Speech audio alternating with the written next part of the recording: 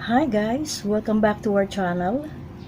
This time, ibig kong ibahagi sa inyo ang kwento sa likod ng aking karanasan sa aking rescued dog na si Saver bago dumating sa buhay ko si Prince at si Saisy.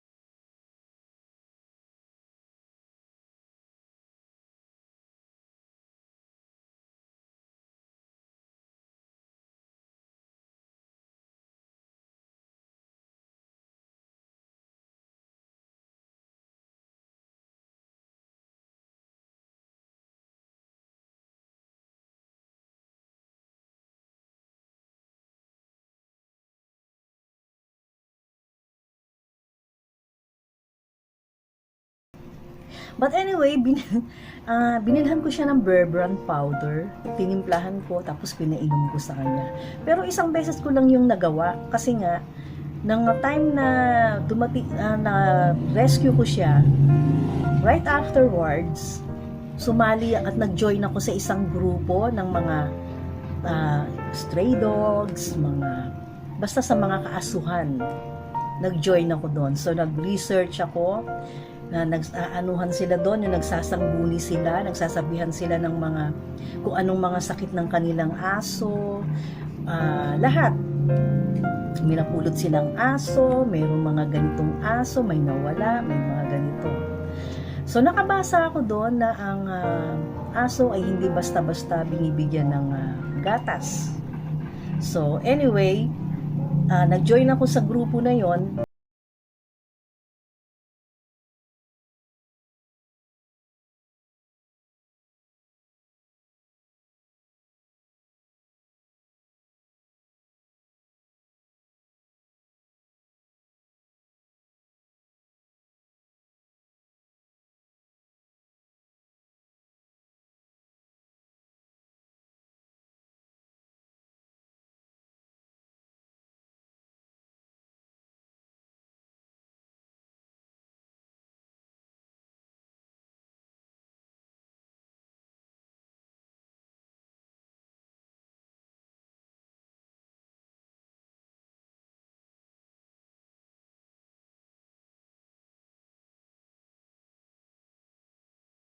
updates para kay Saver.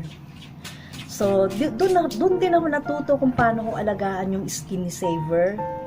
So, ayan, naglalanggas ako ng mga dahon ng bayabas. Tapos, halos everyday, pinapaliguan ko siya. Bumili ako ng sabon na bar ng Madre de Cacao. Tapos, meron din akong langis ng nyog. So, papaliguan ko muna siya. Langgas ko yung dahon ng bayabas. Naawa ko sa kanya pagka naalala ko yun. Kasi, mararamdaman mo yung hirap niya at sakit na nararamdaman niya sa loob ng katawan. Basta't nung mga panahon na yun, wala talaga akong alam kung paano ko aalagaan ng isang katulad ni Saver. Pero na-challenge ako. At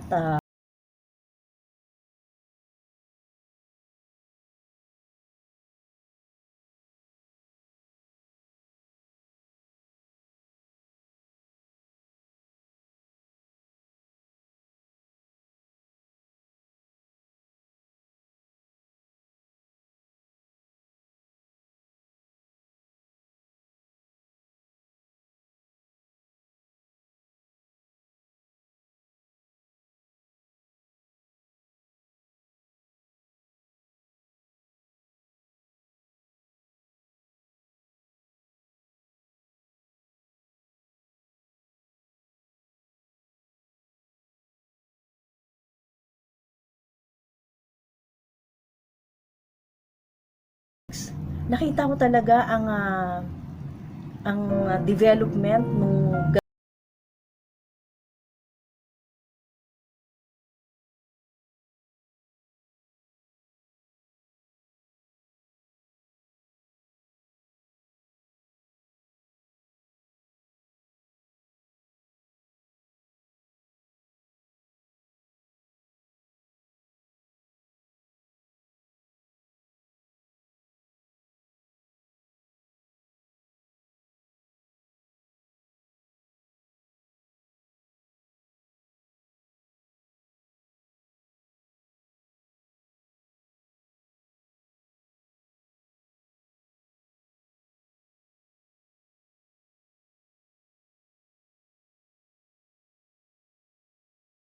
pero simula nung mag-join ako sa group at si Saver ang nagmulat sa akin, hindi naman ako mag-join sa mga group na to kung wala akong Saver.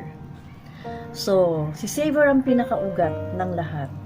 Siya nag-open nagbukas ng aking kaisipan kung paano mag-alaga, kung paano magmahal ng isang katulad niya, kung paano ang tawag nito, kung paano maramdaman na hindi ako lang, hindi lang sarili ko, kung paano mag-share, kung paano magbigay ng pagmamahal sa isang katulad niya.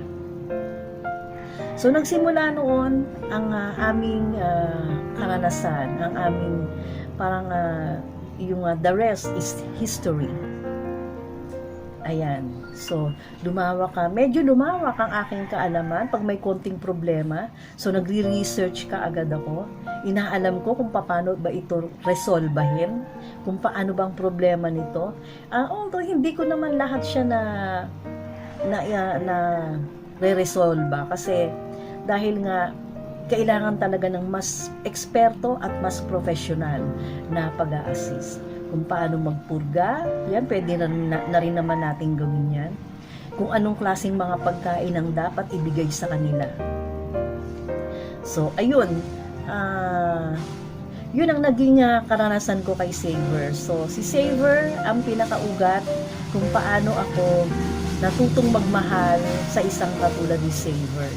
Katulad ni Prince at sa katulad ni Saisi.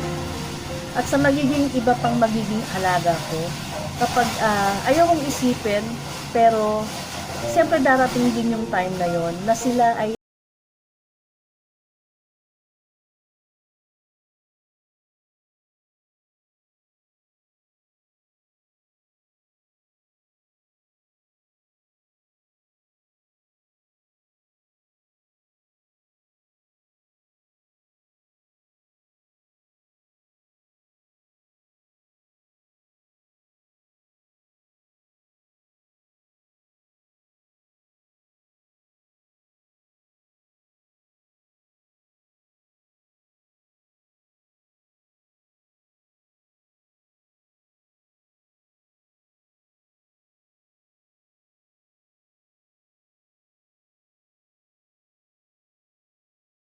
hindi dahil sa pera lang or dahil magpaggagastos ka lang, dahil kung tutuusin, hindi ko naman na wala talaga akong pang maintenance na ito dalhin mo ng regular sa veterinaryo o yung mga ganyan.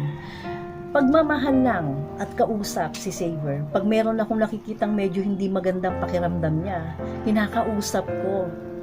Siguro sa iba, iniisip nila medyo, siguro isip nila, nababaliw na yata yun.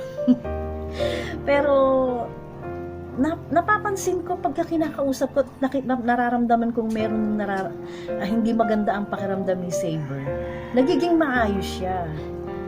Katulad before, nung mga tuta pa lang siya, pag sinasabi kong hindi ka kumakain, bakit hindi ka kumakain? Naku, pag hindi ka kumain, magkakasakit ka, wala tayong panggamot, yung mga ganon. Hindi kita kayang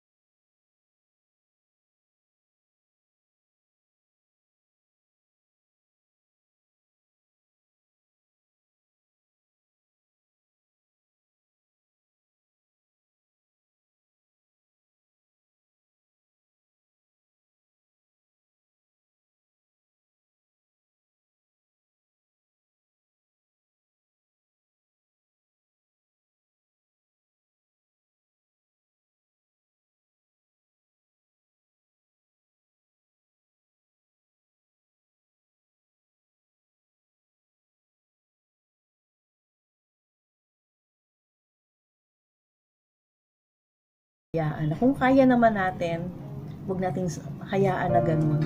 Ibig sabihin, para sa akin kasi, sa nangyari yung parang natuto ko na it's a blessing, you know. Kasi, syempre, buhay din yan. It's a blessing. At saka, kung halimbawa, meron tayong mga aso or mga alagang aso na nanganak, huwag naman nating itapon lang. Pwede naman nating ipamigay kung kanino, kung sino pwedeng mag-alaga. Bigyan po natin sila ng sapat na pagmamahal dahil may mga buhay din sila. At para sa akin, ang mga alagang aso ay sila ang napaka-loyal ng kanilang pagmamahal sa atin. Okay? So, ayun lang. Maraming salamat. Sana maging eye-openers sa ibang ating mga kapatid. Thank you and see you around. Bye!